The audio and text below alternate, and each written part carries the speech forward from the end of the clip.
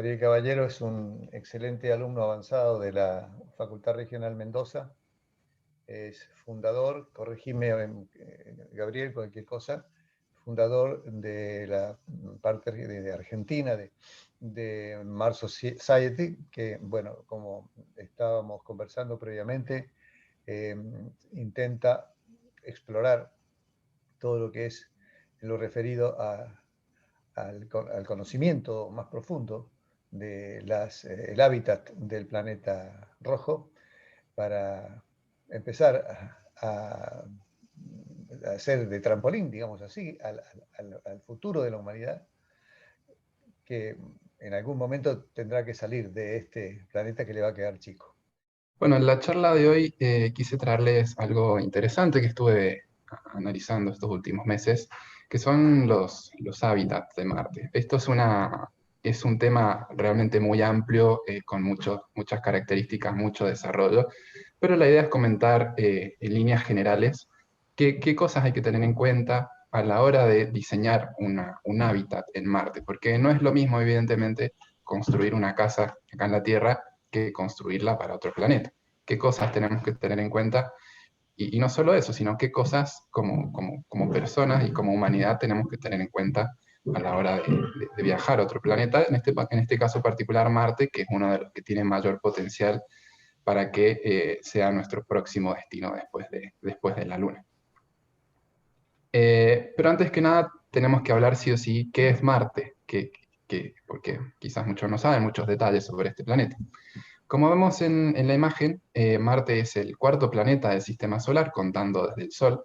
Se encuentra entre la Tierra y Júpiter. En realidad, para ser más precisos, se encuentra entre la Tierra y el cinturón de asteroides. Este cinturón de asteroides es una enorme zona llena de rocas de todos los tamaños. De hecho, hasta se pueden encontrar planetas enanos como Ceres. Y es una zona realmente muy amplia donde las rocas están muy alejadas entre sí. Esto muchas veces en las películas se muestra mal o poco preciso. Se ve en las películas que las naves tienen que sortear entre los asteroides para poder atravesar los cinturones. Bueno, está muy alejado de la realidad. Estas rocas están muy alejadas entre sí. De hecho, las colisiones entre ellas son muy pocos probables. De hecho, ocurren, pero son poco probables. Están realmente muy alejados porque es una zona muy amplia. Por lo tanto, Marte es uno de nuestros planetas vecinos, así como Venus hacia el lado del Sol. Alejándose del Sol está Marte. Así es, en primera vista, cómo se ve este planeta, siempre llamado planeta rojo, que parece un enorme desierto. ¿Y a qué distancia está Marte? Bueno, Marte está a la distancia de 1,5 unidades, 1,5 unidades astronómicas. La unidad astronómica es la distancia que se mide desde el Sol hacia la Tierra. Esto es mucho más fácil que decir cuántos millones de kilómetros, porque se hace muy largo en las dimensiones que tiene el espacio. Comentar millones y miles de millones de kilómetros o millas o lo que sea, estas unidades ya nos quedan muy chicas. Entonces, para lo que son medidas dentro del sistema solar, nos vienen muy bien las unidades astronómicas para indicar a qué distancia. Entonces, Marte está a 1,5 veces la distancia a la que estamos nosotros del Sol. O sea, está bastante alejado de la Tierra. Porque hay que tener en cuenta que entre el Sol y la Tierra hay dos planetas, pero entre la Tierra y Marte no hay nada. Está este cinturón y nada más. Después, ahora que sabemos que Marte está más alejado de la Tierra, podemos también suponer cuánto dura su órbita o su tiempo de traslación. Su órbita es un poco más de 2 años. Esto obviamente por la lejanía. Por lo tanto, como vamos a ver más adelante también, las estaciones duran el doble, porque Marte también tiene estaciones, debido a que tiene una inclinación en su eje. También podemos hablar de cuánto duran los días en este planeta. Los días en cada planeta dependen del tiempo de rotación que tiene cada uno. En este caso, y muy particular, es muy similar a la rotación de la Tierra. De hecho, un día en Marte dura 1 día y 37 minutos terrestres. Es casi lo mismo por media hora y un poquito más. Estamos teniendo la misma duración de los días. Una persona estando en Marte, por ahí no percibiría esa diferencia tan grande en la duración de los días como puede ocurrir en cualquier otro planeta. De hecho, como dato curioso, en Marte se le denomina Sol a un día, por eso cuando muchas veces se lee sobre misiones que están en Marte, cuánto duran o cuánto hace que están, se habla de soles, en vez de decir 3 días, 3 soles, o esta misión dura 7 soles, porque indica cuántos soles se ven en el cielo desde el punto de referencia de una persona que está sobre este planeta. A esta altura del año estamos en las mejores semanas para observar Marte en el cielo. De hecho, quizás algunos de ustedes han observado el cielo y han visto un punto naranja súper brillante, y quizás se han preguntado qué es. Bueno, es el planeta Marte, que está en un punto muy cercano a la Tierra.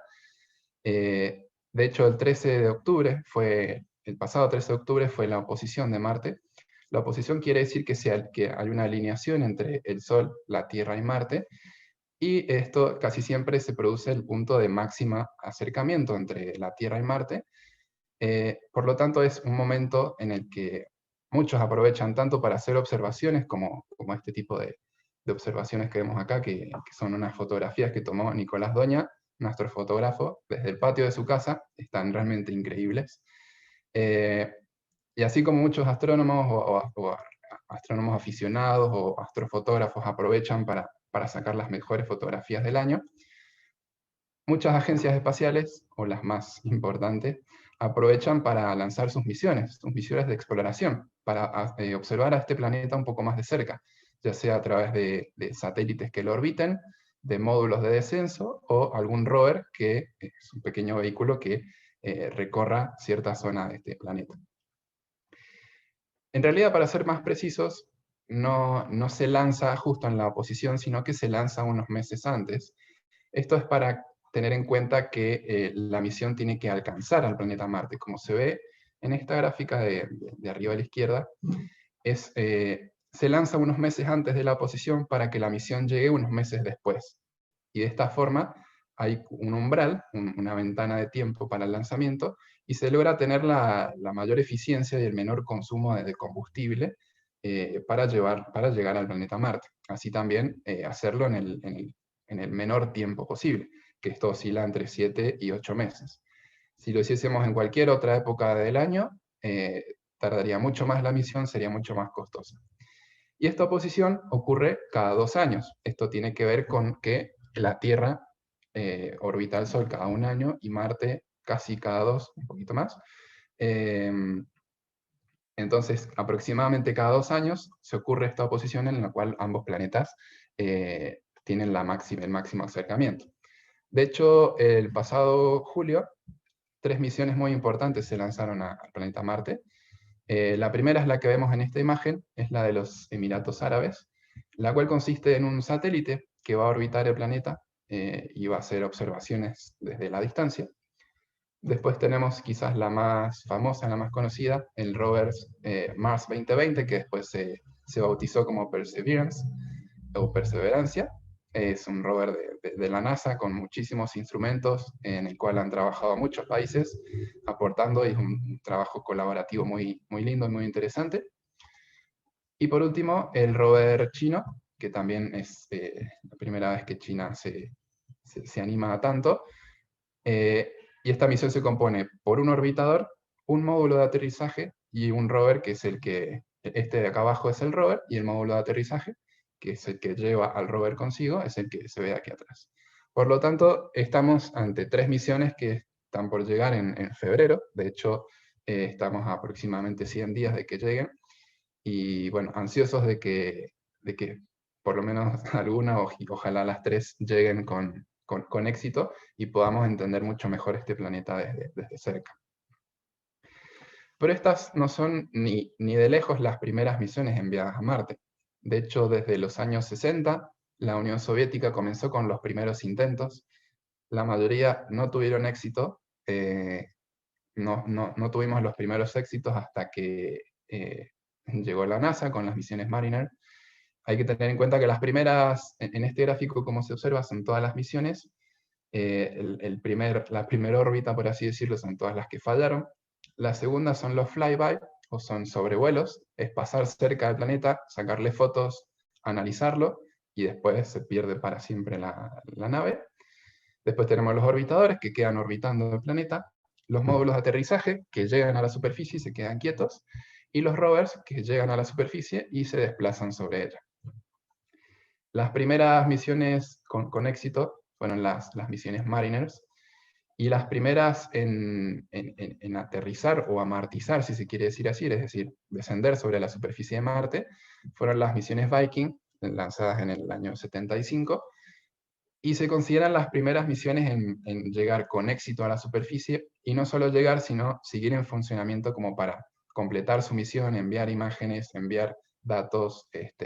Fue la primera vez que pudimos analizar muy de cerca a este planeta. Y todas estas misiones fueron los primeros pasos, y hasta el día de hoy nos encontramos en los primeros pasos en lo que tiene que ver con la exploración de Marte.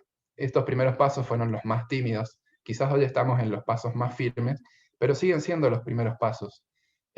Hasta que una persona no pise ese planeta, vamos a seguir en los primeros pasos, y son totalmente importantes, y es muy importante no saltearlos, siempre respetar este orden en el cual vamos aprendiendo las cosas. Es como cuando hacemos una comparación con cuando aprendemos a caminar, primero gateamos, después empezamos a dar los primeros pasos con la ayuda de alguien, y recién después caminamos solos, y a partir de ahí podemos empezar a trotar o correr. Lleva un orden como todas las cosas en la vida, y esto tiene que tener su orden. Seguimos en los primeros pasos, y es muy importante también continuarlos, porque si no, si continúa con todas estas exploraciones, prácticamente tirar a la basura todo lo que se ha hecho hasta estos años. Ahora, podríamos hablar de cuáles son las razones por las cuales la humanidad tiene que ir a Marte. No es el motivo de esta charla, sí sería quizás interesante a futuro pensar en organizar algo específico para eso, pero por ahora pensemos que estamos convencidos de que tenemos que ir, que es una misión que tenemos que afrontar, y sea como sea, tenemos que llevar a personas a este planeta y hacer que tengan una vida lo más normal posible. Y que sean lo más autosustentables, que no dependan de cosas que les enviemos desde la Tierra, porque cada envío de paquetes o de recursos es muy costoso, tarda mucho tiempo, no pueden depender de nosotros en tiempo real. Esa distancia que veíamos antes hacen que ni siquiera la luz llegue en tiempo real, por así decirlo, sino que puede tardar en promedio media hora, por lo cual ni siquiera nuestra asistencia pueden tener en un tiempo corto o tiempo real. Entonces podemos ir, como dijimos, paso a paso, pensando qué cosas pueden necesitar estas personas. Y podemos empezar a pensar desde lo más básico, como diseñar hábitats, que de hecho es muy complejo, hasta lo más complejo, como diseñar ciudades enteras. Y esto incluye la administración de recursos, cómo va a ser el sistema jurídico, cómo va a ser la educación, cómo se va a administrar la economía, en fin, todo lo que tenemos en la sociedad actual, como es la sociedad la que va a viajar, otra sociedad, la que esté allá, va a necesitar este tipo de cosas que se piensen con antelación, tratar de no llevar los mismos problemas que tenemos acá, tratar de aprenderlos y de mejorarlos. Como dije antes, estamos en los primeros pasos, así que veamos por ahora cómo hacer un hábitat, qué cosas tenemos que tener en cuenta para llevar a estas personas y hacerles la vida lo más normal posible, siendo que están en otro planeta. Como dijimos, Marte está muy alejado del Sol. Esto, por lógica, podemos pensar que es un planeta frío, porque tiene menor radiación solar, pero no tiene que ver solamente con esto, sino que influye mucho los sistemas reguladores de temperatura que utilizan los planetas. Por ejemplo, en la Tierra, los principales sistemas reguladores son una atmósfera lo suficientemente densa y océanos en la superficie que regulen la temperatura. A primera vista, como vemos, Marte es un enorme desierto, no presenta océanos, si bien tiene agua, como vamos a ver más adelante, no tiene océanos que puedan regular la temperatura como tenemos acá. Y por otro lado, no tiene una atmósfera lo suficientemente densa como para funcionar también como regulador de temperatura, como podría pasar en la Tierra o también en Venus, sino que tiene una atmósfera totalmente tenue, es muy finita, es menos del 1% de la atmósfera de la Tierra, Por lo tanto, es un planeta que se ve muy expuesto a la temperatura del espacio y a la temperatura que le va a ofrecer el Sol. Como vemos acá en el gráfico, las temperaturas en la Tierra pueden oscilar desde los 88 grados bajo cero hasta los 58, lo más caluroso. En cambio, en Marte tenemos desde los 140 bajo cero hasta los 30. Vemos los 30 grados y decimos, bueno, hay zonas entonces en las cuales se puede vivir perfectamente. Nosotros en 30 grados estamos bien, hasta podemos quizás andar en ojotas y pantalón corto, no hay ningún problema. Pero no es esto lo único a tener en cuenta, sino hay que ver cómo esta temperatura varía a lo largo del día.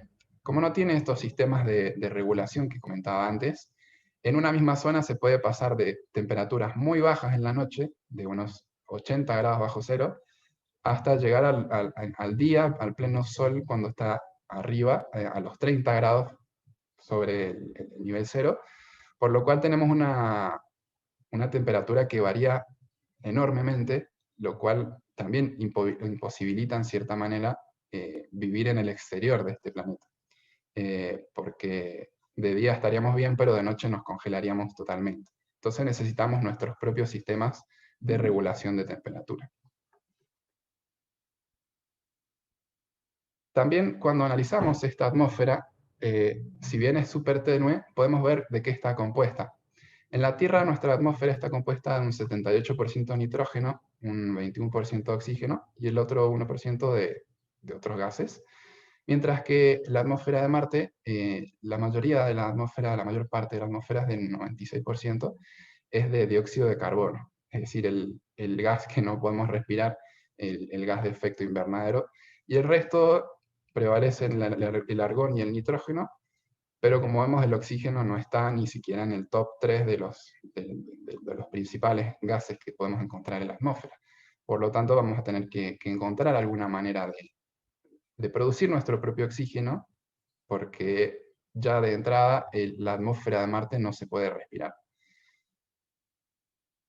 También cuando analizamos el interior del planeta Marte, con lo poco que sabemos hasta ahora, vemos que es un planeta que parece dormido, que no tiene tanta actividad como la Tierra, no tiene un núcleo activo, no tiene placas tectónicas, no tiene sismos. Si bien hay mucha evidencia de que en el pasado esto sí existió, porque hay muchos volcanes, hay muchos restos volcánicos, hay muchas fisuras, hay muchas pruebas geológicas que demuestran que en su momento fue activo, por alguna razón ya no lo es. Y esto al mismo tiempo hace que el campo magnético de este planeta sea muy débil. Recordemos que el campo magnético de un planeta como el de la Tierra se produce por los movimientos de este núcleo líquido de hierro que produce justamente el campo magnético que después nos va a defender o proteger de la radiación tanto cósmica como la radiación del Sol.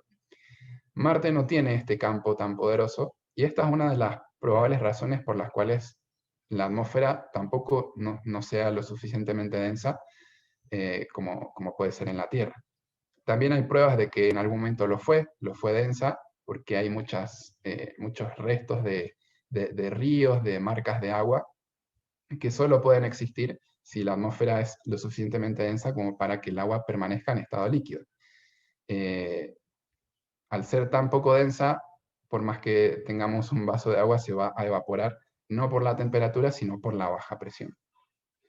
Entonces, también podemos analizar otras cuestiones propias del planeta, como el tamaño. Acá lo vemos comparado con la Tierra y con la Luna. Vemos que es un poco más grande que la mitad de la Tierra. Y esto va a hacer que también tenga menor masa. Es mucho más chico que la Tierra. Los componentes son similares. Es un planeta rocoso. Por lo tanto, es fácil adivinar que la masa también va a ser menor. Y también teniendo en cuenta que el volumen es menor, ahí vemos una comparación de cuántos planetas, son 6 planetas Marte, entran en un planeta Tierra. Y de ahí podemos concluir también cómo será la gravedad en este planeta. Es mucho más chico, es menos denso, tiene menos masa, entonces la gravedad va a ser menor. Si una persona pesa 100 kilos en la Tierra, en Marte va a pesar unos 38 kilos. Por lo tanto, vamos a ser mucho más livianos, vamos a poder correr mucho más rápido, saltar mucho más alto, que al principio va a ser muy divertido, pero vamos a ver que quizás después no lo es tanto. Ahora que ya tenemos toda esta información básica sobre este planeta, veamos cómo hacer para que la humanidad pueda vivir en este lugar sin depender de nosotros y que sean autosustentables, que puedan producir sus propios recursos y que no tengan que depender de que le enviemos comida, que le enviemos oxígeno, que le enviemos recursos. Lo primero que vamos a ver, el primer factor, es el aire, sin el cual no podemos vivir ni un minuto. Si no respiramos aire, y no es un aire respirable como el de la Tierra, con oxígeno, no vamos a poder existir en este planeta más de un minuto. Como dijimos, en Marte la presión atmosférica es tan baja que nos mataría estar afuera. No podríamos estar, nuestro cuerpo está acostumbrado a estar en una presión como la de la Tierra, y si nos vamos al espacio exterior o a Marte, vamos a sufrir mucho, los líquidos empiezan a evaporarse, el agua no puede subsistir. Por lo tanto, sí o sí en Marte dependemos de trajes espaciales que nos protejan de esta baja presión, o sea, que mantengan una presión suficiente en su interior y que nos provean el oxígeno necesario para respirar. ¿Y qué pasa con los hábitats? Bueno, lo mismo, tienen que ser capaces de proveer un ambiente lo más parecido posible al de la Tierra. Esto significa presión, temperatura y oxígeno para respirar.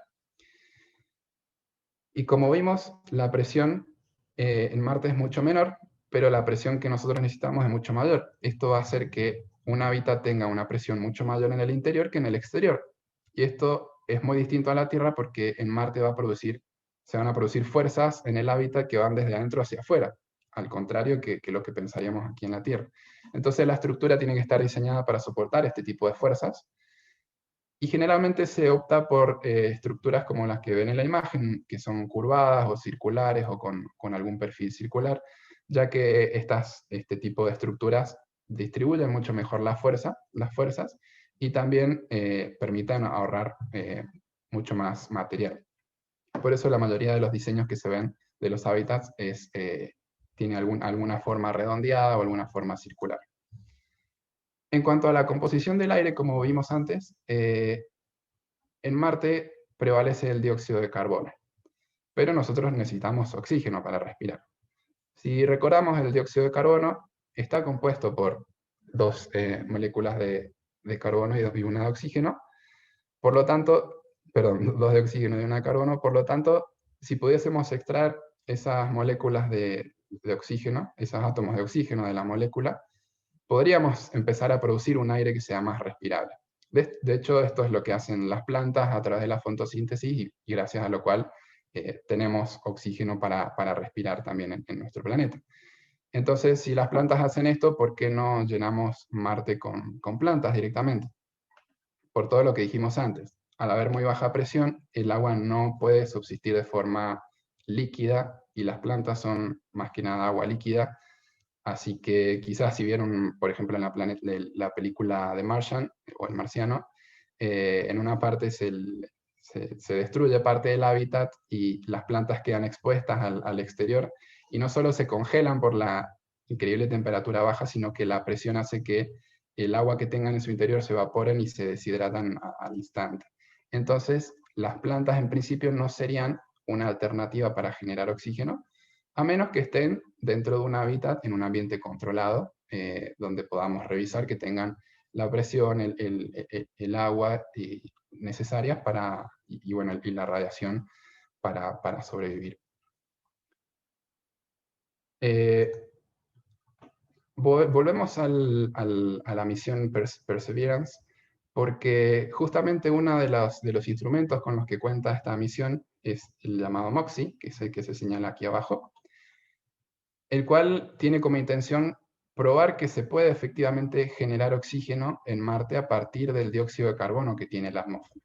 Esto ya se ha hecho muchas veces en la Tierra con muchos aparatos y muchos filtros, pero en Marte todavía no, y es necesario como primer paso comprobar que esto se puede hacer, y es una de las misiones que tiene este rover, que apenas llegue vamos a ver cuáles son los resultados, y sería un gran paso porque nos indicaría que podemos llevar equipos similares en nuestras misiones y producir nuestro propio oxígeno sin depender de llevarlo en la nave o de que Tierra nos esté mandando todo el tiempo provisiones de oxígeno.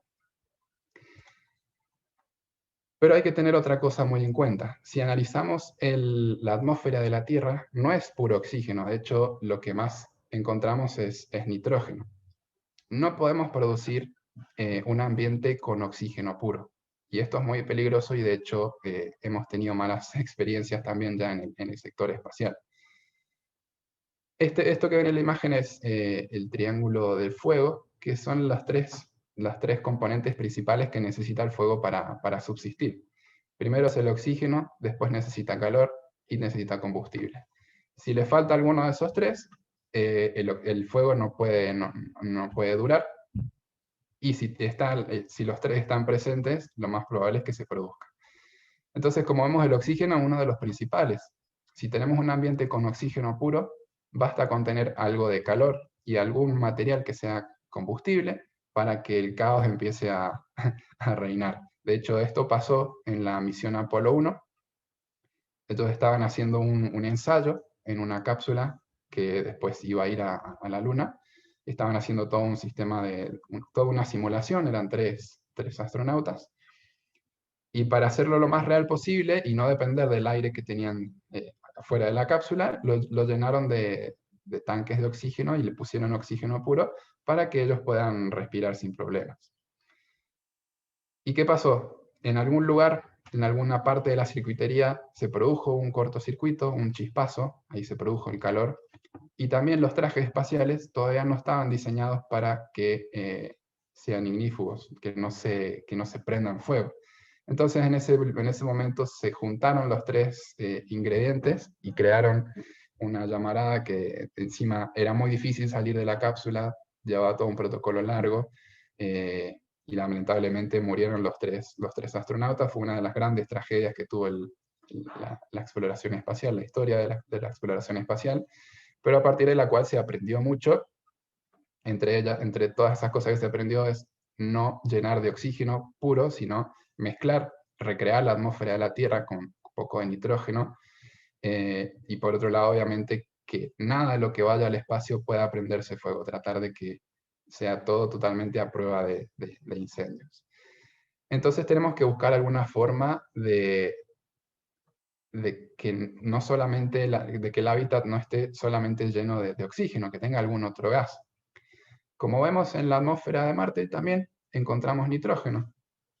Así que de alguna forma, extrayendo ese nitrógeno, podemos recrear de una forma bastante similar la atmósfera de la Tierra. Por lo menos que tenga oxígeno y nitrógeno, y que ese oxígeno no sea lo más preponderante, sino lo necesario para respirar. Entonces de esa forma podemos recrear el aire que necesitamos y en principio tendríamos esa parte resuelta. El siguiente paso que tenemos que analizar es el tema de la temperatura y la energía que vamos a utilizar. Como vemos, la temperatura en Marte son extremas, la mayoría de las veces son muy frías, depende también de la estación en el año en el que estamos. Las estaciones en Marte duran el doble, porque los años en Marte duran el doble. Por lo tanto, tenemos que buscar alguna manera de mantener el calor dentro del hábitat. En principio, como dijimos, nada de lo que vaya al espacio puede utilizar fuego, nada puede prenderse fuego, por lo tanto, tenemos que olvidarnos de todo lo que tenga que ver con estufas de combustión, todo lo que tenga que ver con generar fuego, todo eso se olvida. Lo que sí podemos utilizar es la energía eléctrica, que de hecho es una de las que mejores sabemos controlar y de las cuales podemos generar de muchas formas. Las misiones que se han lanzado en toda la historia espacial utilizan generalmente dos fuentes de energía, la energía solar o la energía nuclear. La energía solar, como ya conocemos muchas, utiliza paneles solares que captan la energía solar y la transforman en energía eléctrica. Hay que tener en cuenta que como Marte está más lejos que la Tierra, la radiación que recibe también va a ser menor, por lo tanto, se necesitarán campos de paneles mucho más grandes, paneles más eficientes. Y además, Marte es un entorno con mucho polvo. Tiene muchas tormentas de polvo, y esto ya lo hemos visto en muchas misiones. Por lo tanto, se va a requerir todo un mantenimiento para que estos paneles no estén cubiertos por este polvo, porque al tener polvo, menos radiación van a obtener y menos energías van a poder producir. La otra alternativa son las energías nucleares. Pueden utilizarse baterías como las que usan las sondas y algunos rovers, que mediante la desintegración de material radioactivo producen calor que convierten en electricidad. Esta es una de las principales fuentes de energía que usan todas esas misiones que pueden ver que no tienen paneles solares, que uno las ve a simple vista y no tiene ningún panel, y lo primero que piensa es, bueno, ¿cómo se alimentan? Bueno, utilizan este sistema donde calculan bien cuánto va a durar esa energía y la aprovechan al máximo, porque es la única fuente de energía que van a tener, y generalmente porque a estas misiones se les complica apuntar al Sol o se alejan demasiado del Sol, entonces ya no es una vía probable para obtener energía.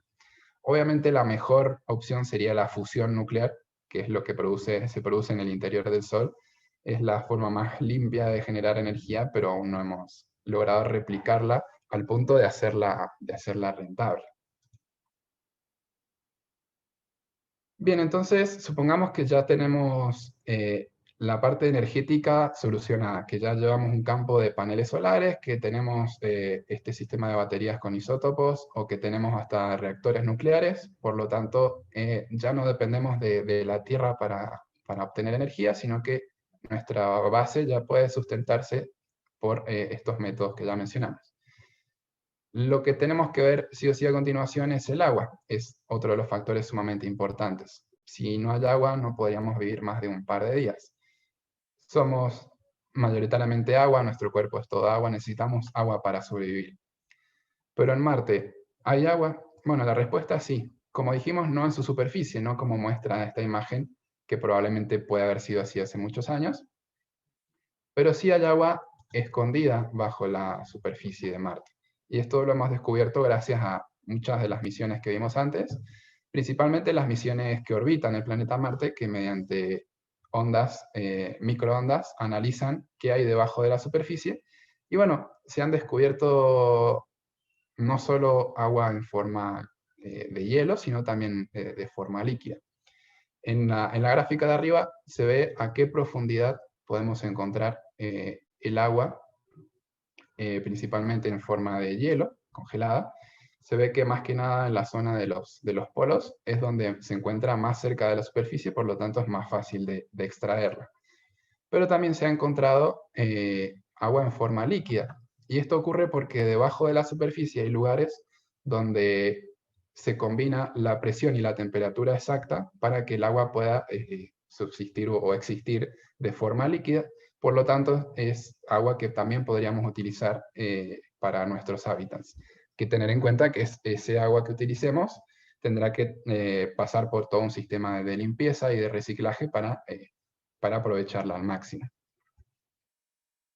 Entonces ya vemos que tenemos agua y que no necesitamos sí o sí llevarla toda la necesaria desde la Tierra. Sí va a ser necesario al principio, pero una vez que logremos producir estas, por así decirlo, minas de agua, ya vamos a tener, por así decirlo, eso solucionado, la parte del agua. Pero ¿dónde vamos a colocar nuestro hábitat? No es lo mismo colocarlo cerca del Ecuador o cerca de los polos. Bueno, justamente una de las limitaciones es dónde vamos a encontrar agua.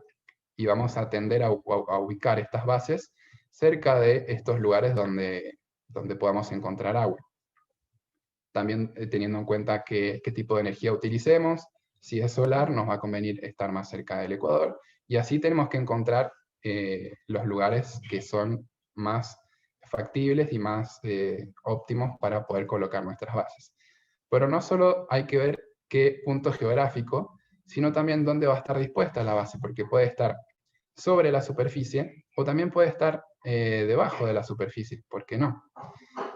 ¿Por qué lo haríamos debajo de la superficie? Bueno, en primer lugar, como dijimos antes, Marte no tiene un campo magnético lo suficientemente fuerte para protegernos de la radiación del espacio. Por lo tanto, estaríamos expuestos en principio, y la Tierra de la superficie de Marte es uno de los grandes escudos naturales para esta radiación. Por lo tanto, si ponemos nuestro hábitat debajo de la superficie, ya estaríamos protegiéndonos de antemano de esta radiación.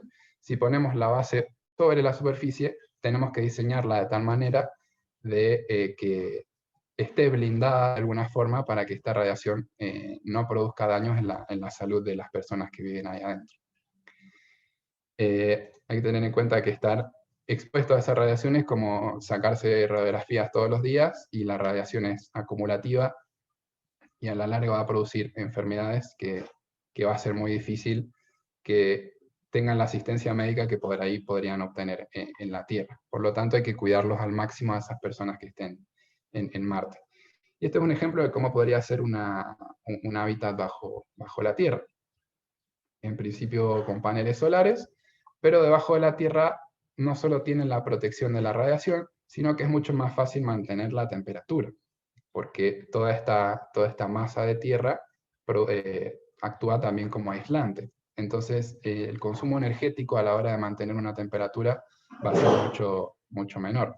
Sí es cierto que la parte de iluminación por ahí va a estar va a ser más difícil, porque va a tener que estar todo iluminado artificialmente, incluso la parte de las plantas. Pero bueno, es todo un análisis que hay que hacer económico y de eficiencia para ver en qué lugar ponerlo. De hecho, en las películas también a veces se plantea ponerlo afuera, ponerlo debajo de la superficie. Yo pienso que se van a usar ambas opciones dependiendo de cuándo lleguemos eficientemente. Pero estas son las cosas que hay que tener en cuenta en cuanto a dónde colocar la base. Y también se debe pensar en qué zonas tienen materiales o recursos que podamos utilizar para construir estas bases. En Marte abunda mucho el basalto. Es un material que se ha demostrado ser muy efectivo para construir, y de hecho se puede utilizar con grandes impresoras 3D, construir las casas. Y de esta manera podríamos pensar en enviar robots que construyan las casas y que dejen todo listo para cuando las personas lleguen, y que no tengamos que enviar personas y que no haya nada para que tengan que arreglárselas con lo que llevan en la nave. Entonces, una de las opciones también es dejar todo listo, dejar todo hecho, para cuando las personas lleguen a este planeta. Bien, supongamos que ya elegimos nuestro punto geográfico y también nuestro lugar en la base. También tenemos que pensar, obviamente, de qué se van a alimentar estas personas, porque si bien pueden llevar alimentos en la nave, estos alimentos no van a durar mucho tiempo, y solo se puede plantear para una misión que es ida y vuelta. Pero si queremos establecer una base permanente en este planeta, tenemos que hacer que esas personas sean capaces de producir su propio alimento. Una de las mejores alternativas es el cultivo vertical. Esto es un tipo de cultivo en el cual se aprovecha el espacio, no solo horizontal, sino hacia arriba. Se aprovecha ya sea a través de estanterías o a través de alguna otra disposición. Pero la idea es aprovechar todo el espacio que se tenga, todo el volumen que se tenga, y controlar muy bien, muy de cerca, qué recursos se le está brindando a la planta. Darle exactamente lo que necesita, ni más ni menos. Exactamente el agua que necesita, la energía que necesita y el aire que necesita. De esta forma, somos lo más eficiente posible a la hora de invertir recursos que después vamos a obtener estos alimentos o estas plantas. El cultivo vertical no es nada nuevo, es algo que se viene implementando en la Tierra desde hace mucho. De hecho, en los Países Bajos hay muchos lugares que tienen este tipo de cultivos. Ya ha demostrado ser 7 veces más eficiente que el cultivo tradicional. Es decir, lo que podemos hacer con 7 hectáreas de cultivo tradicional, se puede hacer con 1 hectárea de cultivo vertical. Entonces, esta sería una de las mejores alternativas para poder plantar cosas en este planeta. También hay que ver si vamos a aprovechar el sol o no, porque aprovechar el sol también hay que tener en cuenta de no exponer a las plantas a esta radiación de la que estábamos hablando. y si utilizamos iluminación artificial podemos ser mucho más eficientes en cuanto a cuánta energía le brindamos a la planta y hacer que su crecimiento sea lo más eficiente posible y que después, ya sea la hoja o la fruta o la verdura que consumamos, sea de la mejor calidad posible. También se ha planteado llevar peces para comer. No lo he investigado tanto, pero personalmente me parece un desperdicio de agua y oxígeno, que es todo lo que consumen los peces. Y quizás me equivoque, pero me parece que no es muy eficiente. Pero es un tema también a investigar por si, por si no se consigue gente 100% vegetariana. Una vez que tenemos también solucionado el tema de la comida, hay que prestar especial atención a las demás necesidades del cuerpo, porque si bien tenemos aire, tenemos temperatura, tenemos alimento, no solo somos eso, necesitamos una buena salud tanto física como mental. Por un lado, la salud física va a requerir que sí o sí hayan médicos dentro de la tripulación y que si hay una base permanente cuente con médicos, con equipamientos completos, con medicina suficiente para cualquier cosa que pueda llegar a pasar. Y además, como dije más temprano, la gravedad en Marte es mucho menor a la de la Tierra. Podemos saltar más alto, somos más livianos, correr más rápido, todo es más divertido al principio, pero no olvidemos que nuestro cuerpo está acostumbrado a nuestro planeta, con nuestra gravedad.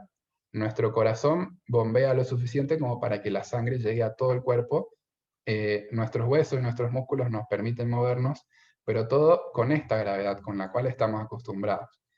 En Marte, al tener que hacer menos fuerza, eh, podemos perder masa muscular, podemos perder masa ósea, que a la larga nos pueden producir problemas vasculares, sobre todo al principio cuando sea a la hora de acostumbrarnos, pero si después esa persona quiere volver a la Tierra, se le va a hacer muy difícil acostumbrarse de nuevo a esta gravedad, se va a sentir mucho más pesado, los músculos no van a soportar, los huesos tampoco, por lo tanto es muy necesario que hayan rutinas de ejercicio que sean muy constantes.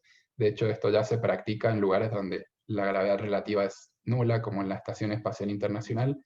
Sí o sí hay que hacer ejercicio constantemente, porque si no, el cuerpo se deteriora y a la hora de volver al planeta se le hace muy difícil acostumbrarse nuevamente a caminar siquiera con la gravedad que tenemos en la Tierra. Y el factor psicológico o mental también es muy, muy importante y quizás el más difícil de controlar o el que menos conocemos. Deben ponerse en los pies del astronauta y pensar que primero va a estar en un viaje de 8 meses dentro de una nave, encerrado con las mismas personas todo el tiempo, donde probablemente no tenga gravedad o haya gravedad solo en algunas zonas de la nave si ésta produce gravedad de manera artificial. Van a estar siempre encerrados, va a ser comida muy distinta a la que estamos acostumbrados, va a ser una forma de vida totalmente distinta. La comunicación con los seres queridos se va a ir perdiendo a medida que se va alejando la nave. Al principio sí va a ser más tiempo real, pero después ya se va a perder eso y solo va a restar algo como cartas o con audios. No se puede salir al exterior, no se puede tener una vida normal. Y una vez que pasaron todos estos meses, la persona llega al planeta Marte y para que sea rentable la misión tiene que estar ahí bastante tiempo, por lo menos un año, para que valga la pena mandar a una persona y que esté ahí más tiempo de lo que tardó en llegar. Entonces cuando llegue ahí también va a seguir encerrado con las mismas personas en una base, cada vez que sale tiene que hacerlo con trajes de astronauta, la comunicación se va a hacer cada vez más difícil con los seres queridos, no sabemos si tendrá comunicación cuando Marte esté detrás del Sol, donde se hace mucho más difícil. Entonces, es todo mucho peso psicológico para esa persona, es todo un gran cambio, es algo que realmente exige mucho, y las personas pueden llegar a entrar en pánico porque no están acostumbradas a eso, y por más preparación previa que se haga, realmente va a ser muy difícil para esa persona. Entonces va a ser obligatorio que dentro de la tripulación haya alguien que pueda, un profesional de la psicología, que pueda controlar posibles crisis o asistir a estas personas. Y también hay que adaptar el hábitat para que sea lo más cómodo posible. Siempre hay que dedicar algún tiempo para la dispersión, para entretenerse, para distraer la mente. No tiene que ser todo el tiempo misiones y misiones, porque si no las personas se van a volver locas. Y bueno, como muestra esta imagen, es tener por lo menos una habitación donde, además de hacer ejercicio, se pueda, no sé, jugar videojuegos, leer, ver alguna película o algo así, que te distraiga y te acerque un poco más a tu planeta, al planeta Tierra, porque si no, literalmente se pueden volver locas las personas. Ahora sí quisiera hablarles un poco de qué hábitats hay o qué se ha diseñado. Hay muchos diseños en el mundo, pero bueno, les traigo dos que me han llamado mucho la atención y que han sido muy populares. El primero tiene que ver con una competencia que lanzó la NASA. Entre el año 2015 y 2019, la NASA propuso un desafío mundial que fue diseñar un hábitat para otros planetas, poniendo como principal el planeta Marte, y que pueda ser impreso en 3D. Se otorgaron más de $2 millones entre los finalistas y los ganadores. Y la premisa fue la siguiente: si queremos vivir en Marte, debemos lograr construir hábitats incluso antes de que lleguen las personas, como mencionábamos. Y como vamos a estar tan lejos, no podemos controlar estos robots que van a construir nuestras casas, no los podemos controlar de forma remota porque no estamos a tiempo real. Por lo tanto, tienen que ser lo más autónomos posible, tienen que tener alguna inteligencia artificial que los permita detectar problemas y corregirse a sí mismos, y que la construcción sea con cero interacción de las personas, porque como digo, no podemos controlarlo en tiempo real. El equipo ganador fue AI Space Factory, AI de inteligencia artificial en inglés. Propusieron un diseño llamado Marsha, que tiene estas formas, como un cilindro curvo, pareciera una maceta, y está impreso en 3D con un material que también lograron conseguir ellos, que es un compuesto entre basalto, como dijimos, algo muy que se produce, que se encontramos mucho en el planeta Marte, y un polímero derivado del trigo. ¿Y cómo haríamos para conseguir ese polímero? Bueno, a través de las plantaciones verticales o el cultivo vertical que vimos anteriormente. Cultivamos trigo y a través de ese trigo extraemos el polímero, lo mezclamos con el basalto y ahí podemos construir este material para armar los hábitats. Y todo eso lo tiene que hacer una inteligencia artificial. La competencia final de este desafío de la NASA consistió en imprimir un hábitat en 30 horas. Tenían que hacer esto, impreso en 3D, en 30 horas, con la menor intervención posible de las personas. Cada intervención que hacían se penalizaba con tiempo. Una intervención podía ser desde apretar un botón para cambiar algo en el software, o ir con las manos y cambiar algo o solucionar algún problema. Eso se penalizaba mucho más. Pero la idea es tener la menor intervención posible, que sea lo más autónomo. Luego de 30 horas se ponía a prueba la hermeticidad, la resistencia a los golpes y la durabilidad. El material que planteó este equipo demostró ser de los más resistentes, y además de que utiliza materia prima disponible y también es biodegradable. Pasó la mayoría de las pruebas y por eso resultaron ganadores de este concurso. También podemos ver que utilizaron este diseño para aplicarlo en la Tierra, que esto es algo muy particular también de las ciencias espaciales, que la idea es que todo aquello que descubrimos o aquellas teorías o lo que producimos para el espacio, la mayoría de las veces se puede aplicar de vuelta en la Tierra. Este es un ejemplo: construir hábitats impresas en 3D que sean mucho más rápidas de construir, mucho más baratas, y que podamos utilizar para solucionar uno de los problemas más grandes de la humanidad, que muchas personas sin un hogar, sin una casa donde vivir. O también se puede pensar en ese filtro que hablábamos antes de convertir el dióxido de carbono en oxígeno,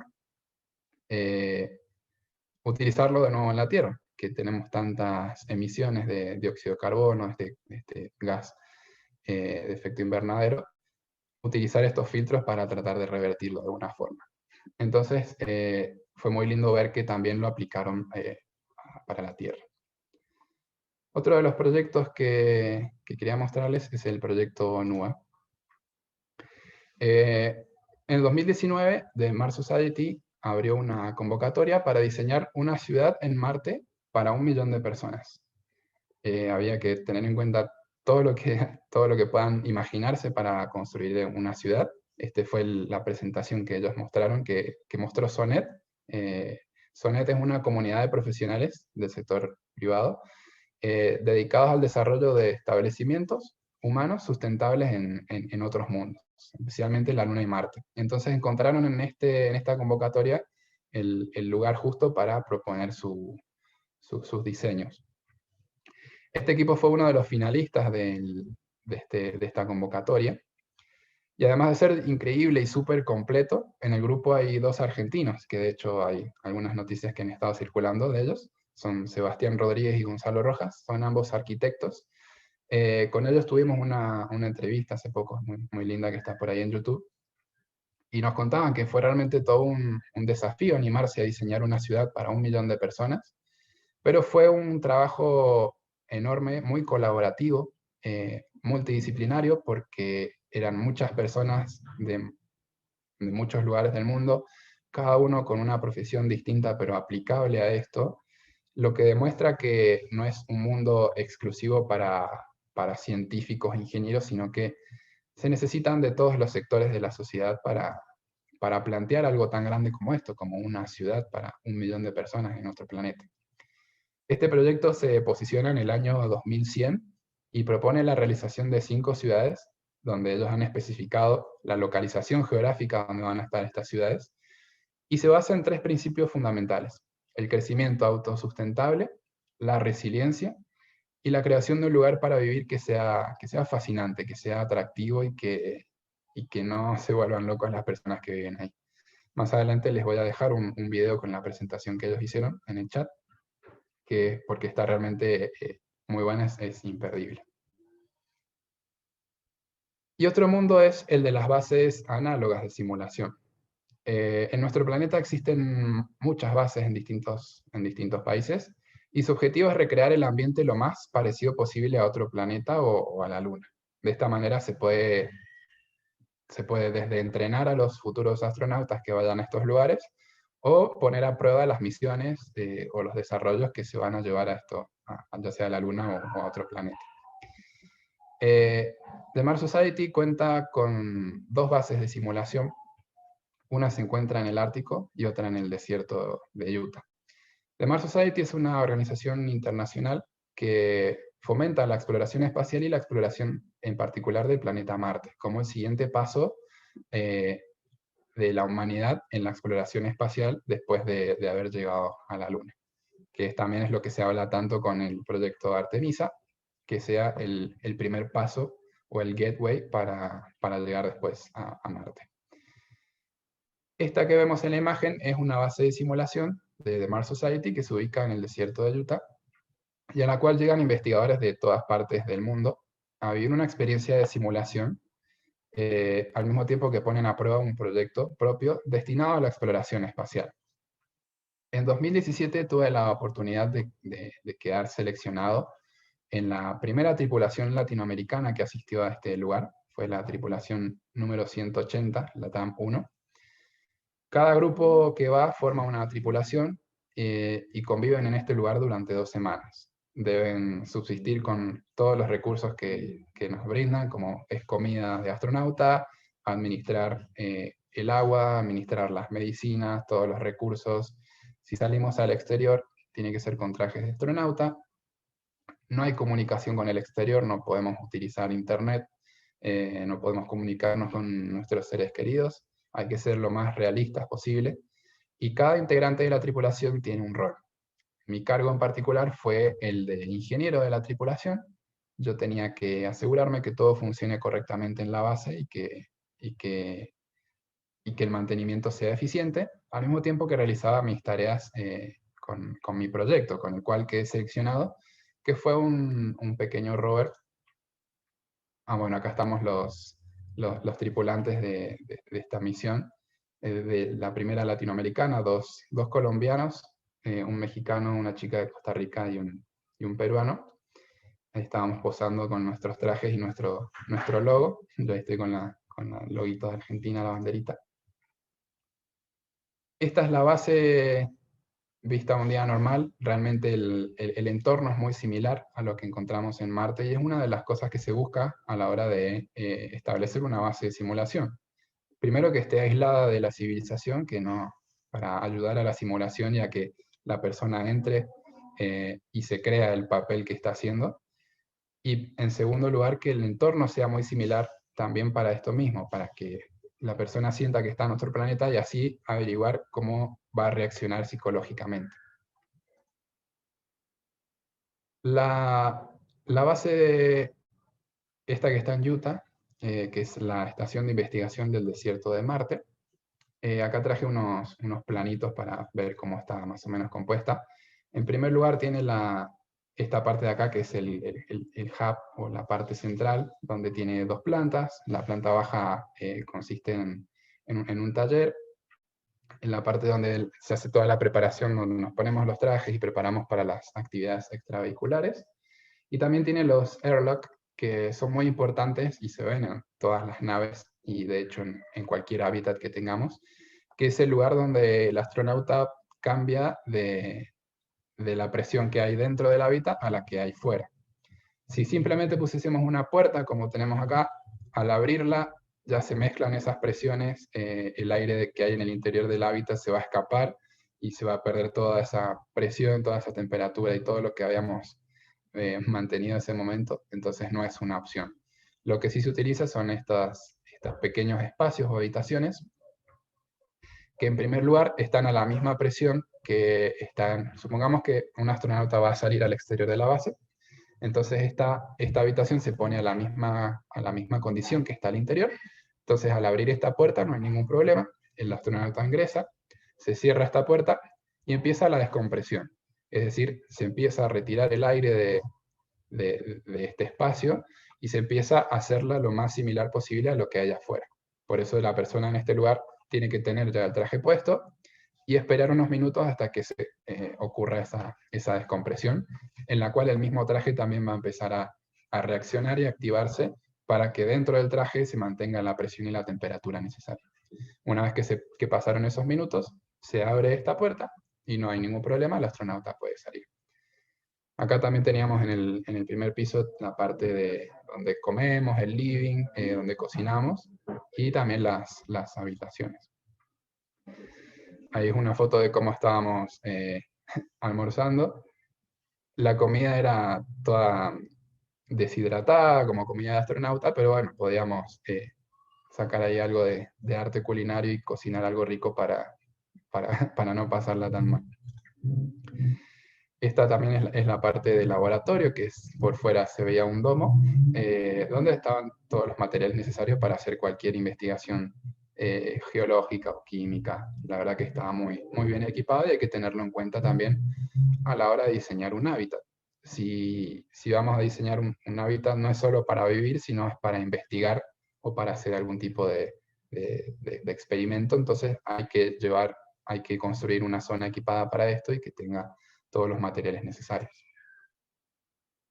Como vemos, también teníamos la parte de distraernos, ahí teníamos un ajedrez espacial, estaba muy bueno ese ajedrez y obviamente buscábamos algunas actividades para no volvernos tan locos, porque no tenemos comunicación con el exterior, no podemos salir a hacer lo que queramos, es solamente salir con traje y a cumplir ciertas misiones.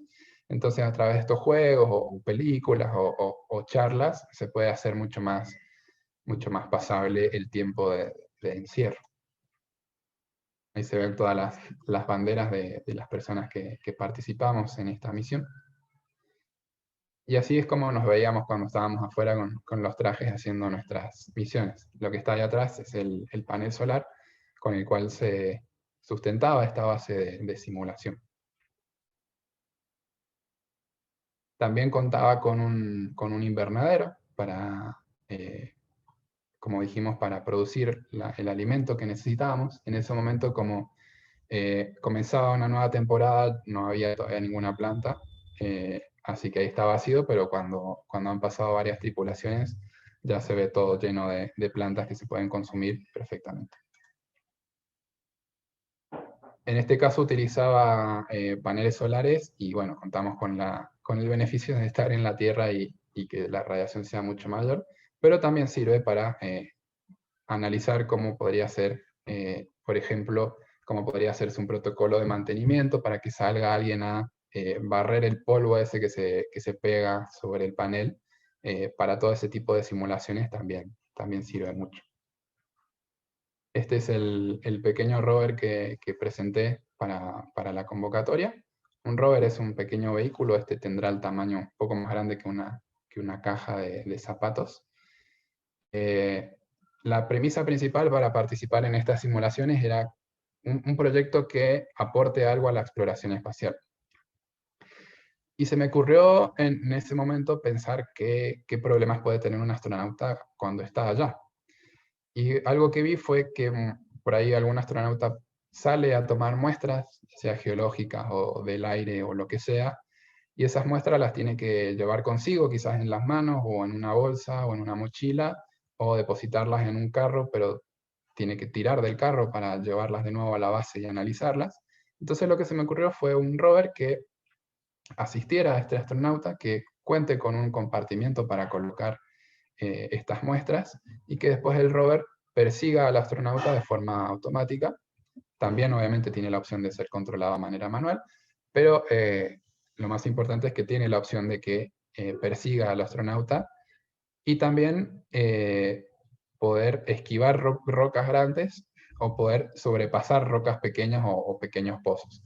Y esto lo hace a través de su sistema de amortiguamiento, que es bastante conocido entre los rovers, se llama Boogie. Y en el diseño me basé en el primer rover que llegó a Marte, que fue de la NASA en la misión Pathfinder, el rover Sojourner. Y tenía esta misma forma, con esta misma disposición, este mismo amortiguamiento. Es un amortiguamiento mecánico, lo cual hace que no necesite ni resortes, ni sistemas hidráulicos, ni nada. Y al mismo tiempo, de una forma mecánica, se logra que, ya sea que esté sobre una piedra o sobre un pozo, siempre las 6 ruedas estén en contacto con la superficie y siempre tenga la misma fuerza de tracción. Bueno, y salgo ya como astronauta en esta base. Y obviamente esta fue una experiencia que cambió mi vida cuando me motivó totalmente a todo este tipo de actividades.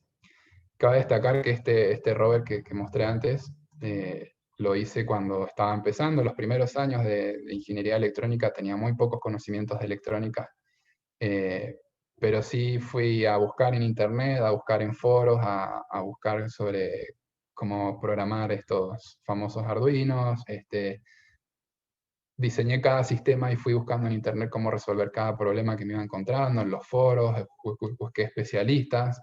Después, a la hora de diseñarlo, hice una pequeña maqueta en cartón y después fui con mi abuelo y lo construimos en otros materiales. Me ayudó un montón, él con toda su experiencia en mecánica, en carpintería, en ese tipo de cosas.